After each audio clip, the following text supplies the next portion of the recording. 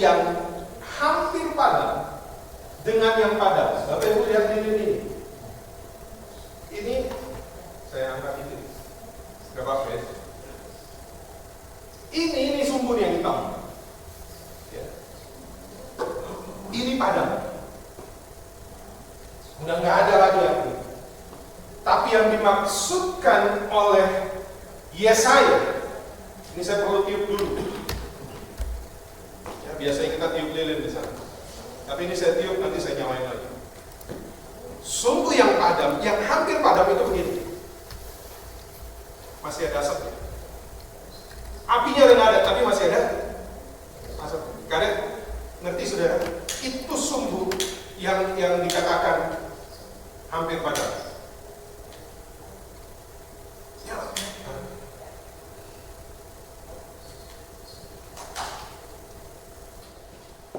Bacaan firman hari ini diambil dari kitab Perjanjian Lama, Yesaya 42 ayat pertama sampai dengan 9 yang menyatakan, "Lihat, itu hambaku yang kupegang, orang pilihanku yang kepadanya aku berkenan.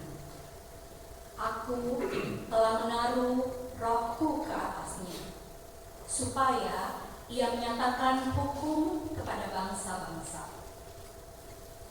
Ia tidak akan berteriak atau menyaringkan suara atau memperdengarkan suaranya di jalan. Bulu yang patah terkulai tidak akan diputuskannya, dan sumbu yang pudar nyalanya tidak akan dipadamkannya, tetapi dengan setia ia akan menyatakan hukum. Ia sendiri tidak akan menjadi pudar dan tidak akan patah terkulai, sampai ia menegakkan hukum di bumi. Segala pulau mengharapkan pengajarannya." Beginilah firman Allah Tuhan yang menciptakan langit dan membentangkan, yang menghamparkan bumi dengan segala yang tumbuh di atasnya, yang memberikan nafas kepada umat manusia yang mendudukinya, dan nyawanya kepada mereka yang hidup di atasnya. Aku ini Tuhan telah memanggil engkau untuk maksud penyelamatan, telah memegang tanganmu. Aku telah membentuk engkau dan memberi engkau menjadi perjanjian bagi umat manusia, menjadi terang untuk bangsa-bangsa, untuk membuka mata yang buta, untuk mengeluarkan orang hukuman dari tempat tahanan, dan mengeluarkan orang-orang yang duduk dalam gelap dari rumah penjara. Aku ini Tuhan, itulah namaku. Aku tidak akan memberikan kemuliaanku kepada yang lain atau kemasyuranku kepada patung. Nubuat-nubuat yang dahulu sekarang sudah menjadi kenyataan. Hal-hal yang baru hendak kuberitahukan. Dan sebelum hal-hal itu muncul, aku mengabarkannya kepadamu. Demikianlah pembacaan firman Tuhan.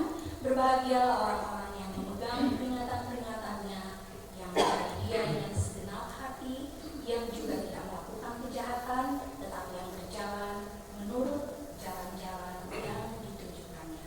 Haleluya. Haleluya.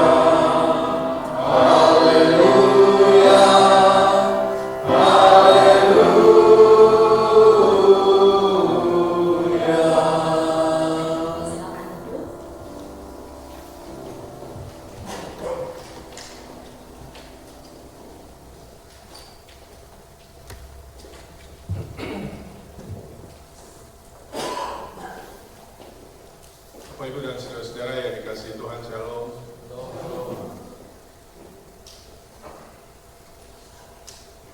Saya mohon ditampilkan di layarnya Yesaya 42 ayatnya yang ketiga.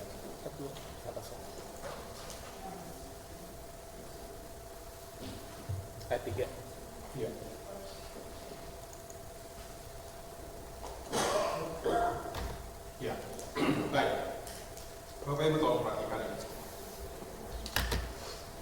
ini ada dua gambaran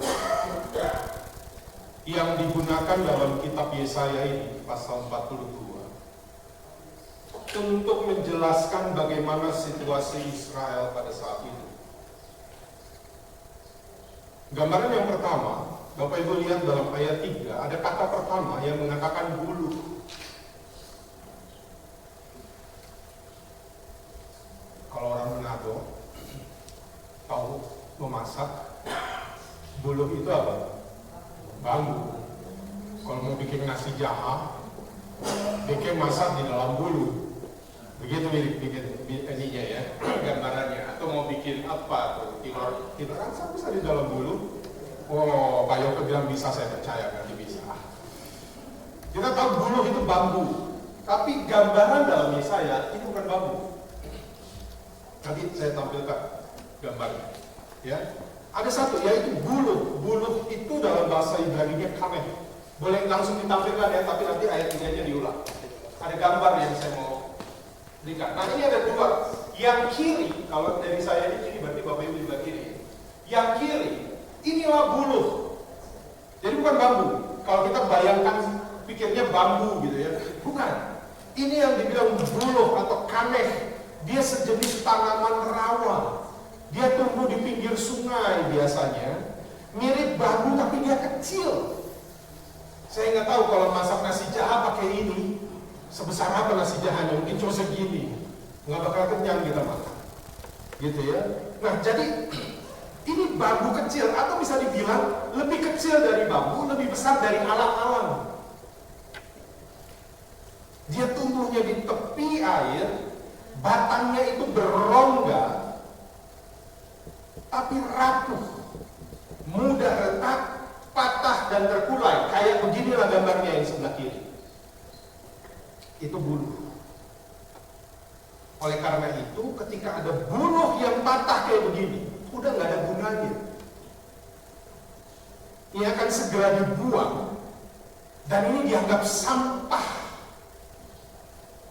Bapak harus tahu jadinya ketika istilah ini dipakai, kayak apa dia gambarannya? Ini.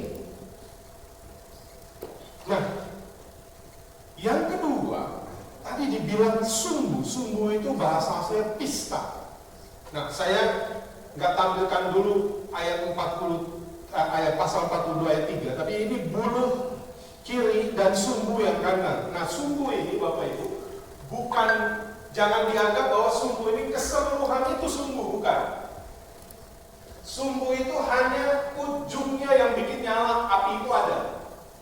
Kalau yang di dalam tempatnya itu wadah, di dalamnya ada minyak, lalu ada sumbu. Sumbu itu biasanya dulu dibuat dari jerami. Mudah terbakar, tapi mudah juga padam. Nah, dengan dua benda ini, Bapak Ibu, Yesaya mau menunjukkan ada tingkat kerapuhan yang sangat ekstrim. Bukan cuma lemah, tapi hampir tidak berguna dalam ukuran manusia. Dan inilah yang digambarkan Israel kayak gini dulu. Bahwa Israel pada saat kitab ini disampaikan, isi hati Tuhan ini disampaikan, umat Tuhan dalam pembuangan, dalam keputusasaan. Identitas mereka sebagai bangsa pilihan retak. Mereka pikir apa kata dunia tentang Allah Israel, kalau Israel punya tempat kebanggaan Yerusalem, bait Allahnya hancur. Apa kata orang tentang Israel sebagai bangsa pilihan Allah? Identitas mereka menjadi rapuh. Harapan mereka hampir padam. Mau gimana lagi, udah gak ada pembela kita. Mereka merasa ditolak dan ditinggalkan Allah. Bahkan secara rohani Israel gak lagi disebut kuat secara iman. Udah ditegur kembali, tapi mereka masih kekeh. Tapi begitu mereka mereka mengalami kehancuran, mengalami pembuangan, mereka sama sekali rapuh dan retak. Gak ada cahaya dari diri mereka untuk menjadi terang bagi bangsa-bangsa. Mereka merasa seperti dipadamkan. Itulah mengapa dua gambaran ini secara identitas seperti buluh, secara rohani seperti sumbu yang padam. Seolah-olah pada saat mereka mengalami pembuangan itu, ketika Yesaya 42 ini disampaikan, seolah-olah kehidupan mereka segera berakhir, bangsa ini akan punah. Bapak Ibu bayangkan, mereka kehilangan tanah, mereka kehilangan bait Allah, mereka kehilangan harapan. Itu yang mereka alami. Tapi uniknya, kalau Bapak Ibu sudah lihat ini, sudah paham tentang ini, tolong ditampilkan kembali pasal 42 ayat 3.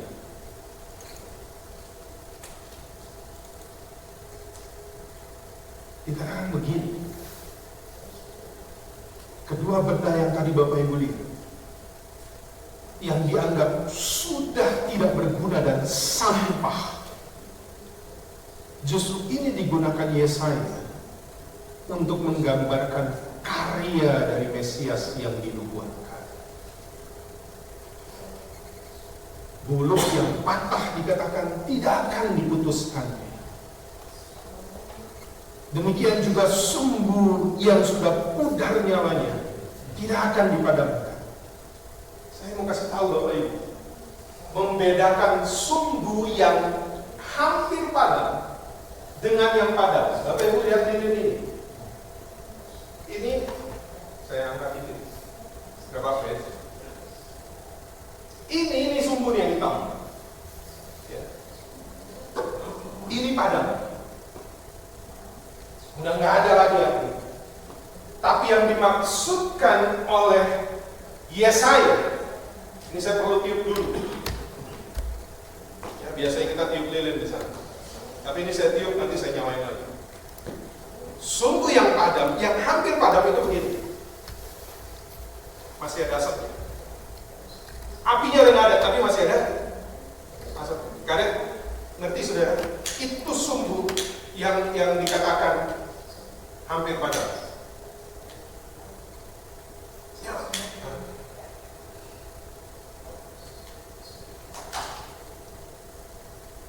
Udah nggak kelihatan apinya, tapi masih ada asapnya. Tapi dianggap udahlah habis lah ini, bentar lagi mati kita, hilang kita. Nah, itulah Israel yang mereka alami pada saat itu.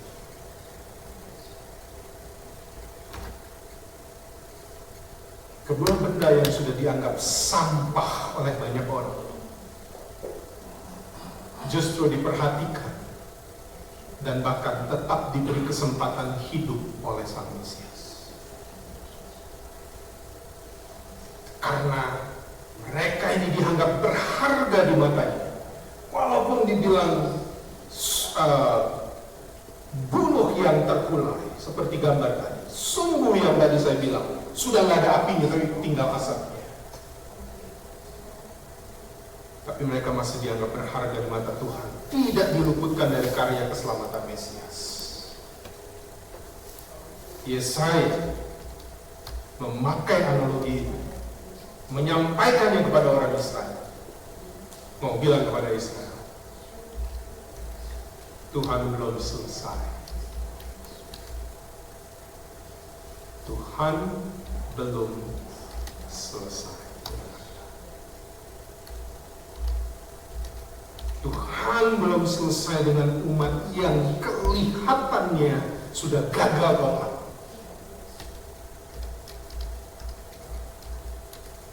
Membuat Nabi Yesaya menjadi pengharapan setiap umat yang percaya kepada Yesus sebagai Mesias.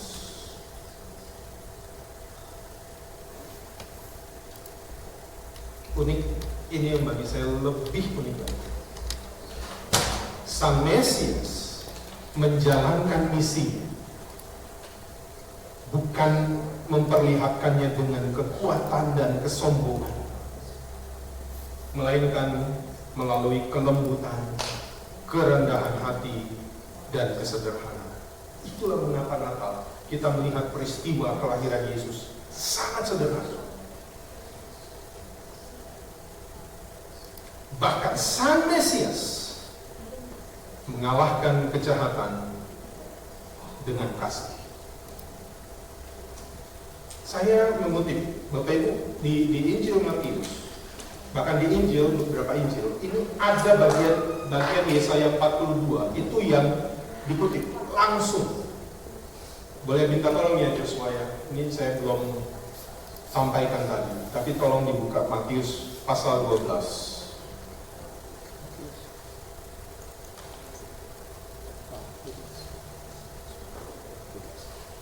Mulai ayat 15. Bapak Ibu perhatikan ya. Yesaya 42 yang tadi dibacakan oleh Pengat Batet. Ini Matius 1. Oke. Ini Matius 12. Mulai ayat 15.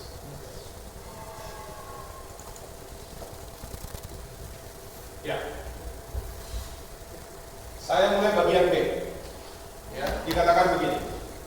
Banyak orang mengikuti Yesus dan Dia menyembuhkan mereka semua. Bapak Ibu lihat ini ya.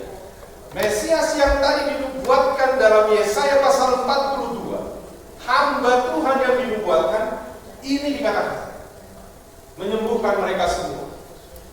Bukan saja keadaan Israel pada saat Yesaya ditulis, tetapi keadaan banyak orang di zaman Yesus yang dianggap sampah di masyarakat, gak berguna karena cacat, karena sakit, mereka disingkirkan. Makanya Bapak Ibu lihat dalam pelayanan Yesus, yang pendarahan disembuhkan, yang kusta dipulihkan. Bapak Ibu lihat, mereka mengikuti Yesus dan Yesus menyembuhkan mereka semuanya. Ayat berikut. Tapi Yesus dengan keras melarang mereka memberitahukan saya tadi. Yesus nggak mau gembar-gembor. Kasih tahu dunia, ini saya, ini hamba Tuhan. No. Dia bilang, diam. Ini dia bilang begini. Kalau Matius 12 ayat 16 itu kalau mau disederhanakan dalam satu bahasa Manado, Yesus cuma bilang, Bapa dia. Jangan ngomong. Bapak diam itu jangan ngomong. Nanti kalau istri saya sedikit-sedikit ngerti lagi. Bapak diam, Pak Max ngerti. Nah, takutnya Pak Sinaga sama Ibu ngerti. Atau Pak Petrus. Bapak diam, diam. Gak usah ngomong. Ayat berikut. Ini Yesus udah dalam ancaman. Dia bilang, supaya genaplah firman yang disampaikan Yesaya. Ayat berikut. Ini yang dikutip langsung dari Yesaya 42. Lihatlah, sama kan? Tadi dari ayat 1. Inilah hambaku yang kupilih, yang kukasihi, kepadanya jiwaku dan seterusnya. Tapi boleh bahwa apa yang digambarkan dalam Yesaya kepada Israel yang saat itu merasa diri sudah tidak berharga, itu masih tetap dilakukan Yesus sebagai Mesias di saat kedatangannya dalam pelayanan. Kehadiran Yesus Sang Mesias bukan bermaksud melawan kehancuran Israel dengan menghancurkan yang lain, tidak. Atau melawan kekerasan yang dialami Israel, serang dengan keras lebih hebat lagi. No, tidak. Melainkan dengan tindakan yang penuh kasih dan perhatian. Secara khusus Tuhan menunjukkan bahwa keselamatan yang dihadirkan itu bagi semua pihak. Bahkan bagi setiap mereka yang sudah gak sanggup lagi mempertahankan diri. Karena sudah bagaikan buruh yang berkulai, buruh yang patah, yang dianggap sampah, tidak berguna, tinggal dibuang. Tapi Tuhan perhitungkan itu. Tuhan mempertahankan mereka. Dan keselamatan tidak dimiliki dengan prinsip siapa yang kuat yang akan bertahan. Tidak, karena Tuhan sendiri akan menguatkan mereka. Itu yang dilakukan oleh Sang Mesias. Dengan kata lain, Bapak Ibu Saudara, keselamatan dari Tuhan adalah murni anugerah yang merangkul, anugerah yang menguatkan, anugerah yang membangkitkan semangat setiap umat. Dan ini yang penting, keselamatan yang dinyatakan Yesus Kristus tidak hanya untuk orang-orang yang dianggap baik, tidak hanya untuk orang-orang yang dianggap hidup dalam kesalehan, dalam kebenaran, dalam kesempurnaan, tidak. Baik dalam konteks Yesaya ketika Israel sedang dalam pembuangan, mereka dibuang karena kelakuan mereka yang jahat. Mereka mendapatkan didikan Tuhan, tetapi Tuhan tetap mengasihi mereka, Tuhan tetap menghargai mereka. Bahkan di zaman Yesus, ketika banyak kelompok dianggap sampah masyarakat, pun tetap Sang Mesias hadir untuk memperhatikan dan menyelamatkan mereka. Maka saya mau bilang begini, Bapak, jangan pernah takut bagaimana orang menilai hidup kita di hadapan Tuhan. Biar kita buluh yang sudah patah terkulai nggak akan pernah diputuskan Tuhan dan dibuang karena dianggap sampah. Analogi ini mau mengatakan kepada kita, baik saudara dan saya, kerapuhan kita bukan alasan untuk kita ditolak saat kita mengalami penolakan. Kelemahanmu bukan akhir dari ceritamu. Ketika semangatmu hampir padam, tetapi ketika masih ada asap yang keluar, Tuhan akan bekerja dan membuat engkau berharga kembali. Karena ini yang Tuhan bilang. Tolong ditampilkan Yesaya 49 ayat 15 sampai 16. Bapak Ibu camkan ini. Orang boleh nilai apapun tentang kita. Kita boleh punya masa lalu. Tapi ingat ini perkataan langsung dari Tuhan. Tuhan bilang apa? Sama Israel yang bobrok. Tuhan bilang begini, dapatkah seorang perempuan melupakan bayi sehingga ia tidak menyayangi anak dari kandungannya? Sekalipun ada ibu yang seperti ini, kata Tuhan. Tuhan bilang apa? Kita baca bagian terakhir sama-sama. 2, 3. Aku tidak akan melupakan. Wow.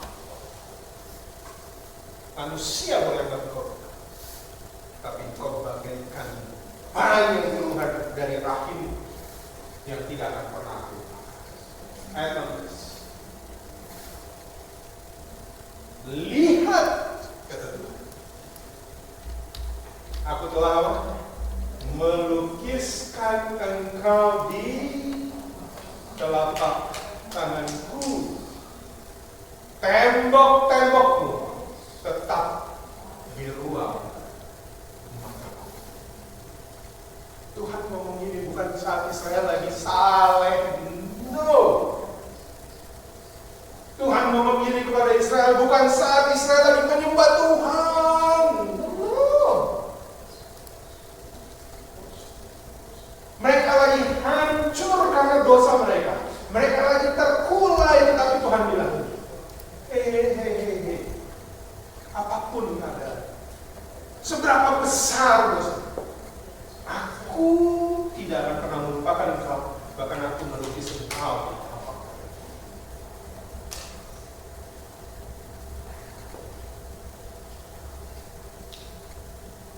Maka apapun yang sedang kamu hadapi sekarang, ingat baik ini, ingat baik bahwa keadaanmu seperti buluh yang terkulai, atau keadaanmu seperti sumbu yang sudah tidak ada apinya, hanya tinggal asapnya.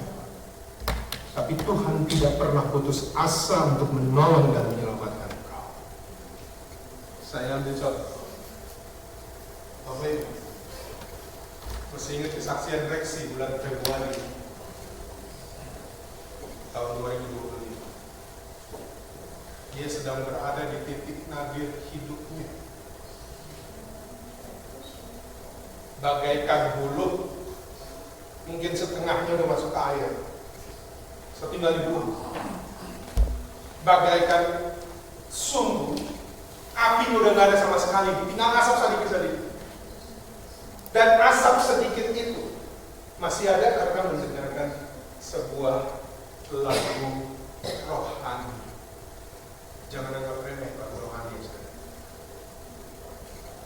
Tuhan bisa bekerja dari situ untuk mengangkat iman saudara. Api saudara nggak mati. Biar tinggal asap. Tuhan bilang, hey Reksi, saya belum selesai dengan kau. Dan ternyata apa yang Tuhan buat? Jadi yakin Reksi tandai. Tahun ini baik Reksi maupun Alfa, you never know, right? Apapun keadaan, Tuhan tidak pernah selesai.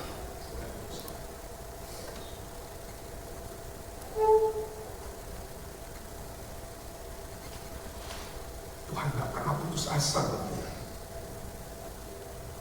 Meskipun kita merasa hancur di situasi dan kondisi yang kita sedang alami, meskipun kita merasa bersalah dengan keputusan-keputusan yang kita buat, meskipun kita dianggap jahat, atau kita menganggap diri kita sendiri pun jahat, atau bahkan kita menjauh darinya, anugerah dan rahmat-Nya selalu mengejar kita. Maka ingat lagu ini. Nah, tolong IG. Kayak penyanyi profesional aja. Mencampur ini. G. Kita G sama-sama. Boleh tolong ditampilkan. Tadi kan? G.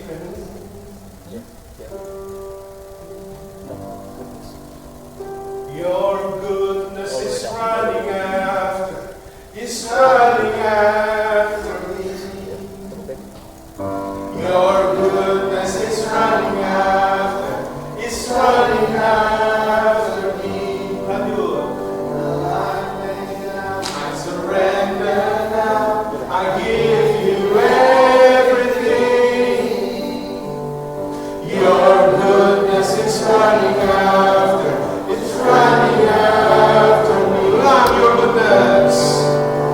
Your goodness is running after. It's running after me. Your goodness is running after. It's running after me. With my life laid down, I surrender now. I give you everything. Your goodness is running after.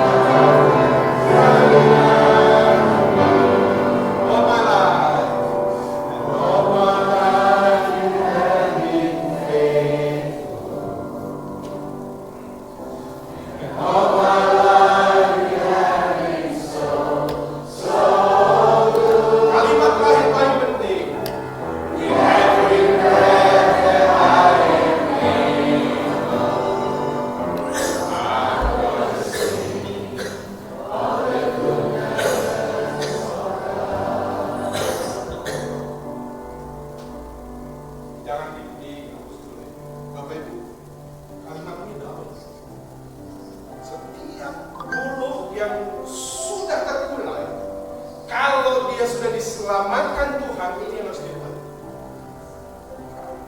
Setiap sumbu yang udah mati, kelihatan apinya udah nggak ada, tapi masih ada asapnya. Dan Tuhan bilang, aku tidak putus asa terhadap engkau, dan Tuhan membuat engkau menyala lagi.